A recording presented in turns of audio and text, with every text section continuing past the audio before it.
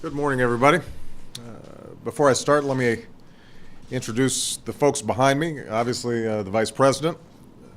In addition, we've got Senator Claire McCaskill, Congressman Ed Towns, Congressman Brad Ellsworth. We've got Douglas Shulman, who's the Commissioner of the IRS, and Jeffrey Zients, our Chief Performance Officer of the United States. Here in our nation's capital, there are a number of ways to advance the ideals and interests of the American people. Often it's done through Congress, but it can also be done through what's called a Presidential Memorandum, the directive that I give to cabinet secretaries and to federal government employees to change how our government works. In a few moments, I will issue one of these directives to help stop government contracts from going to companies that are seriously delinquent in their taxes. This is not simply a matter of signing a piece of paper or taking a bureaucratic act. By issuing this directive, all of us in Washington will be required to be more responsible stewards of your tax dollars. All across this country, there are people who meet their obligations each and every day. You do your jobs, you support your families, you pay the taxes you owe because it's a fundamental responsibility of citizenship. And yet somehow it's become standard practice in Washington to give contracts to companies that don't pay their taxes. Studies by the Government Accountability Office have identified tens of thousands of such deadbeat companies that are being awarded government contracts. One company owner who owed over $1 million in taxes was paid over $1 million as a defense contractor. And instead of using that money to pay his back taxes, he chose to buy a boat, some cars, and a home abroad with his earnings. The total amount owed in unpaid taxes by companies like that is estimated at more than $5 billion. Now in Washington, $5 billion might not seem like a lot of money, but if we were to invest that money in education, it would be enough to cover the cost of annual college tuition for more than 500,000 students. If we were to invest in healthcare, it would be enough to cover 2.5 million children. If we were to invest it in energy, it would be enough to weatherize more than 500,000 homes.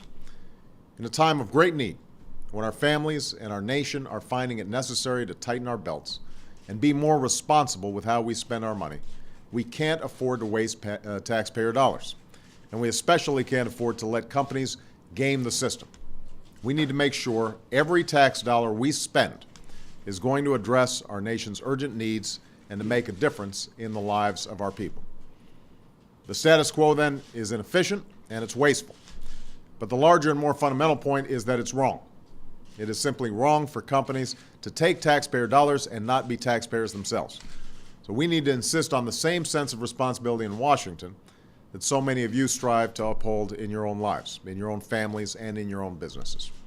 That's exactly what the memorandum I'm issuing today is meant to do. I'm directing my budget office, together with the Treasury Department and other federal agencies, to take steps to block contractors who are seriously delinquent in their taxes from receiving new government contracts. I'm also directing the IRS to conduct a review of the overall accuracy of companies' claims about tax delinquencies. We need to be sure that when a company says it's paying taxes, that company is, in fact, paying taxes. Beyond these steps, I'm also calling on Congress to build on the kind of legislation that Senator McCaskill, Congressman Ellsworth, and Chairman Towns have introduced, and that I introduced when I was senator. Legislation that will crack down on tax cheats by allowing the IRS to share information about tax delinquency with contracting officials. And by the way, when I introduced that Senate bill, Claire stood by me and Brad led the way in the House. Further, my budget from last year proposed that if a company with lots of unpaid taxes receives a federal contract, the government ought to be able to pay taxpayers back in full before it's required to pay the contractors themselves. It also proposed that tax collection on behalf of American taxpayers should not be subject to long bureaucratic delays. It should be done swiftly.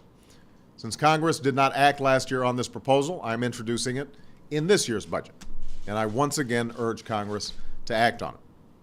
So the steps I'm directing today and the steps I'm calling on Congress to take are just basic common sense steps. They're not going to eliminate all the waste or all the abuse in government contracting in one fell swoop. And going forward, we'll also have to do more to hold contractors more accountable not just for paying taxes, but for following other laws as well, including employment and environmental laws. But the efforts I'm outlining today will scale back waste and abuse, and they will help bring the values of American government and the values of America's companies in line with the values of the American people.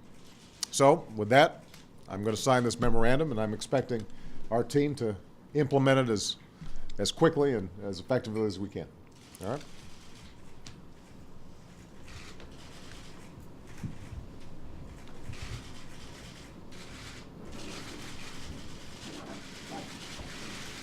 There you go.